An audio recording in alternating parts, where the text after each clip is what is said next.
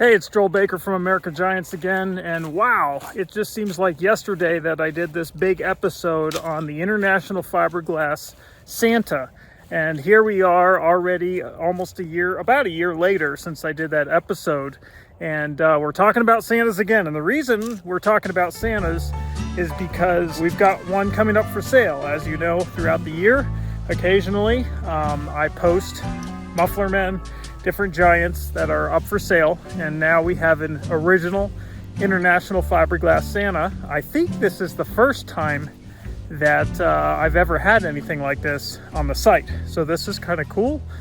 Certainly a rare Giant, and almost has its own little cult following of people who just love these Santas, and I call them freaky Santas. I actually just got one myself. We hope to see him up at the museum, probably for next Christmas. But the history on these guys is really fascinating. Back in the very, very early 60s, we have a guy named Bob Prewitt who started making fiberglass figures. This is the very beginning of the fiberglass figure animal advertising craze that hit the 60s. And Bob Prewitt was making like horses. He started out with horses and then cows, and restaurants and businesses started using these figures. Eventually he went on to make the Muffler Men and the Paul Bunyans. But he also made a Santa. We know Bill Swan made the first Bunyan, and I think Bill also made the first Santa. Now, Bob was a little disappointed with that first Santa that was made, because it's almost like the proportions got wrong. You know, you have a very similar head to a Muffler Man, and you know, everything's fairly proportional until you get down to this guy's, like, between his waist and his feet, there's like no knees, and it's just a few feet from his waist down to his boots. And it's like, I don't know if they had to stay in a height restriction or what, but he's only around 12 feet tall, so he's much shorter than the Giants. Bob was less than impressed with how this guy turned out. And Bob was more than happy to sell that mold to International Fiberglass when they purchased all the, or most of his molds, including the Muffler Men. International Fiberglass continued to make the Santa. We know Bob made a few, but International Fiberglass then went on to make them, and I know that they were making Santas all the way up into around 1970, 1971 was probably the last Santa that was made. Now, people have asked me how many Santas were there, and I don't think it was a ton. I mean, I think they were ordered, but it wasn't their most popular Giant. For obvious reasons. It just looks a little crazy. And so I think they probably made, I'm guessing, between 15 and 20 total Santas were made. And then, of course, today we have 7 Santas that are left.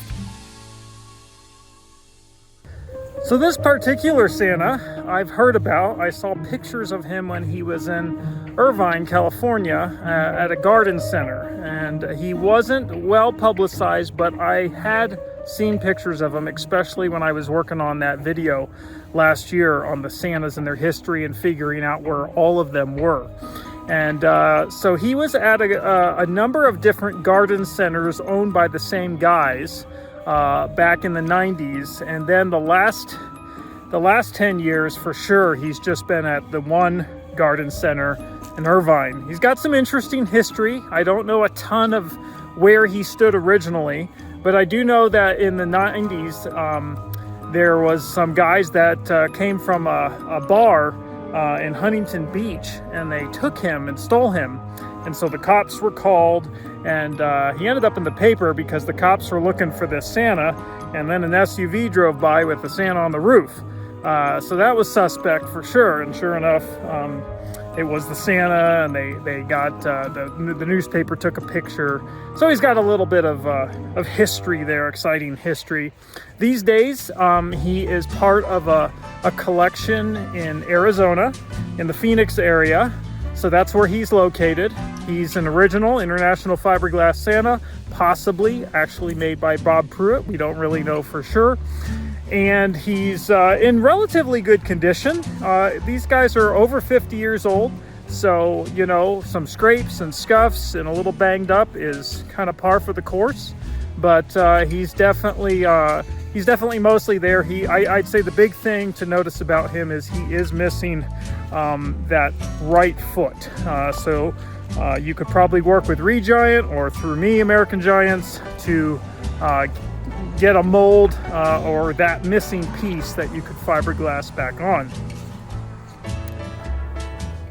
Make sure you look at the listing carefully. I've listed as much of the history, the details there that I know. Also his approximate location so you can figure out transport. The seller contacted me as soon as he realized he did want to sell it. We all wish it was maybe a few weeks ago so you have more time to get them up for Christmas, but there's still a little bit of time to work on transport and get them to where you need them to be. We'll run this one just like I normally do. It's basically an open offer board. So there's an email there. Feel free to shoot me an email with your offer. All the offers are then collected and I turn that over to the owner and he reviews them. And if he accepts the high offer, then we go from there. So it's kind of like we always do, but we basically just want to use American Giants and my platform to basically let everyone know who's interested, especially in these international fiberglass giants, when they come up for sale. And like I said before, the Santa is rare. This is the first time I've ever listed one.